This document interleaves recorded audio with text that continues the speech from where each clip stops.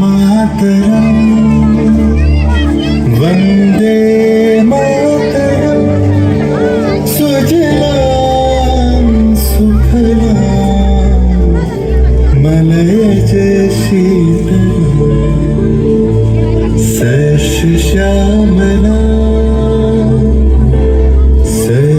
श्यामला मातरम वंदे मातरम। 1908 সালের 11ই অগস্ট কিংসফোর্ডে বন্দে মাতরম বলার দোষে যে বালককে বেত মারার হুকুম দিলেন ব্রিটিশ সরকার, তারই পক্ষে দাঁড়িয়ে ক্ষুদিরাম বসু ও প্রফুল্ল চাকি সাহেবের ফিটন গাড়ি লক্ষ্য করে বোমা চালালেন মুজাফফরপুরে। সাহেব নিহত হলেন না, তবু নাবালক ক্ষুদিরামকে ফাঁসির হুকুম দেয়া হলো।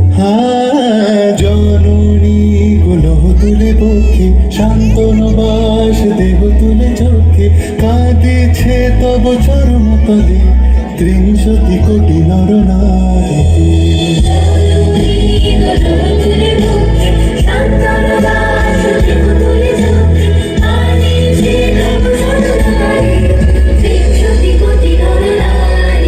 যারা স্বর্গগত তারা এখনো চলে স্বর্গের যে প্রিয় জন্মভূমি এসো স্বদেশ প্রদের মহাদীক্ষালো সেই মৃত্যুর চরম চুমি। যারা জীর্ণ জাতির বুকে জাগালো আশা মৌন মলিন মুখে জোগালো ভাষা।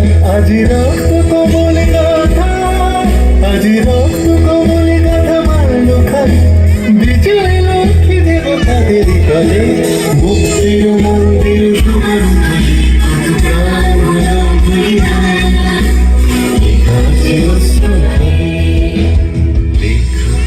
আছে অশ্রু জলে।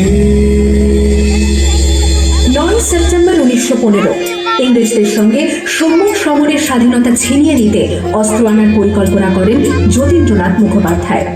বালেশ্বরে সঙ্গীদের নিয়ে জাহাজ থেকে সেই অস্ত্র নামাতে গেলে ইংরেজ বাহিনী তাদের ঘিরে ফেলে। বুড়িবালনের তীরে লড়াই বাঁধে বিরাট ইংরেজ বাহিনী বনাম বাঘা যতীন ও তার 4 সতীর্থদের। এককালে শুধু ভোজালি হাতে যিনি বাঘ মেরেছিলেন, সেই বীর সেদিন লুটিয়ে পড়লেন।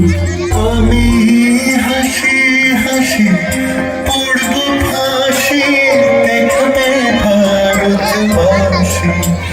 ও মা হাসি হাসি পড়ব ফাঁসি দেখবে ভারতবাসী।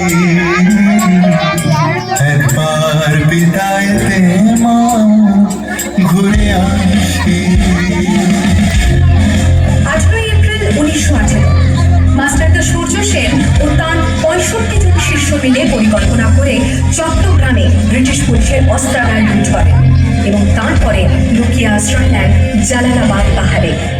এর 4 দিন পর ব্রিটিশ বাহিনী খুঁজে বার করে মাস্টারদা ও তাঁর সঙ্গীদের।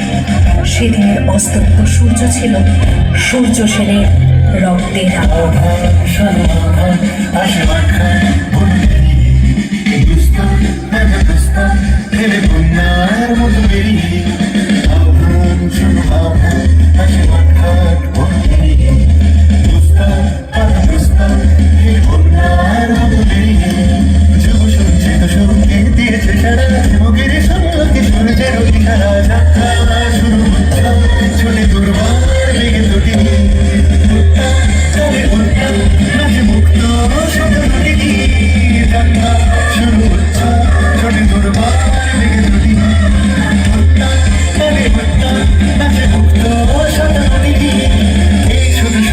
নবপ্রাণী থেকেছে রণসাজে সেজেছে অধিকার অর্জনে শুধু সুখ যে নবপ্রাণী থেকেছে রণসাজে সেজেছে।